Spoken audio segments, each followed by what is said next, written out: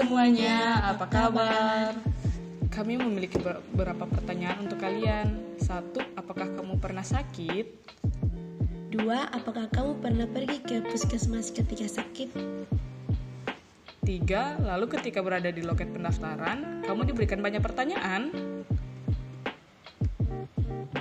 Lalu kamu penasaran data yang kamu diberikan akan diolah seperti apa?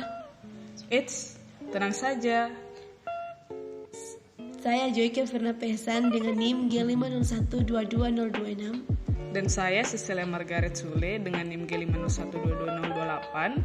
Kami membuat database pasien di loket puskesmas Kasih Ibu sebagai contoh pengolahan data terhadap data yang kamu berikan ketika di loket. Adapun tujuan kami dalam membuat database ini adalah untuk merekap pelayanan terhadap pasien, baik dalam hal penyakit yang dikeluhkan pasien, maupun intensitas pegawai yang mendata pasien itu sendiri. Mari lihat database seperti apa yang kami buat. Jadi kami mempunyai 2 tabel, yaitu tabel pasien dan tabel pegawai puskesmas. Dalam tabel pasien ini terdiri dari nomor BPJS, NIP pegawai, nomor pasien, nama, umur, jenis kelamin, riwayat penyakit, keluhan penyakit, tanggal pemeriksaan, dan poli pemeriksaan. Dan untuk datanya bisa dilihat di layar. Yang kedua, tabel pegawai puskesmas. Terdiri dari NIP, nama, jabatan, dan umur. Untuk datanya bisa dilihat di layar. Kita masuk di relationship. Di sini ada tabel pasien dan tabel pegawai puskesmas.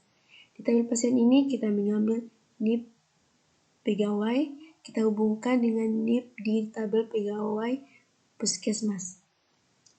Jadi untuk relationship ini one to many karena pegawai itu bisa mencatat data dari banyak pasien tergantung shift dari pegawai tersebut. Selanjutnya kita masuk pada query. Query adalah sebuah permintaan atau panggilan suatu data dalam sebuah database. Sehingga dalam query kami hanya mengambil beberapa field dari tabel pegawai puskesmas dan semua field pada tabel pasien. Kenapa? Karena tujuannya lebih ke mendata penyakit dari pasien. Dan juga tabel pegawai telah terhubung dengan tabel pasien melalui relation. Sehingga kita hanya memerlukan beberapa field pada tabel pegawai. Baik, selanjutnya kita akan membahas mengenai form. Form tampilannya akan seperti ini. Terdiri dari NIP, nama pegawai, nama pasien, nomor BPJS, nomor pasien, umur pasien, jenis kelamin, riwayat penyakit, keluhan penyakit, tanggal pemeriksaan, dan poli pemeriksaan. Nah, jadi itu data-data yang akan kita input melalui form. Kemudian di bawah sini terdapat tombol-tombol.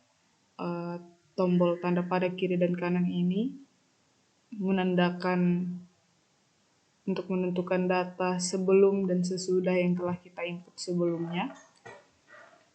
Jadi kita bisa menggunakan ini untuk melihat nomor pasien misalnya. Selanjutnya ada tombol dengan logo pensil, ini untuk menambahkan record baru.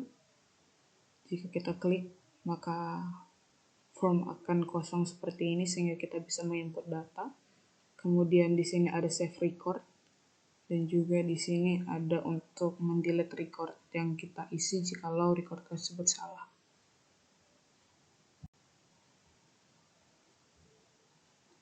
Kemudian ada juga yang namanya report atau laporan akhir dari data yang telah kita input sebelumnya.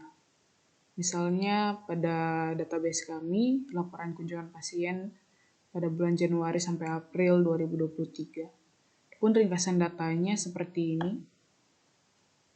Telah diringkas sedemikian rupa sehingga kita tahu, misalnya pada tanggal 17 bulan 3 2023 ada kunjungan dari Rido dengan riwayat penyakit seperti yang tertera.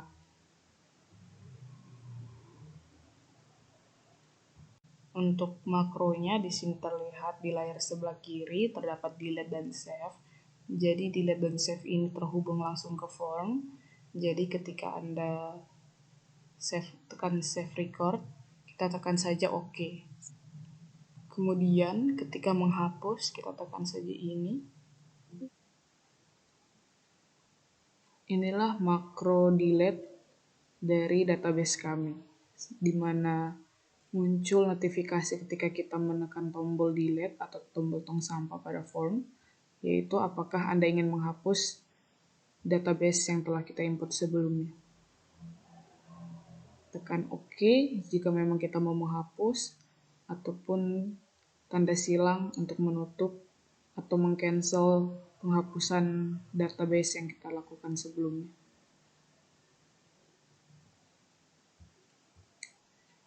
Demikian database yang kami buat. Terima kasih atas perhatian Anda. See you next time. Terima kasih.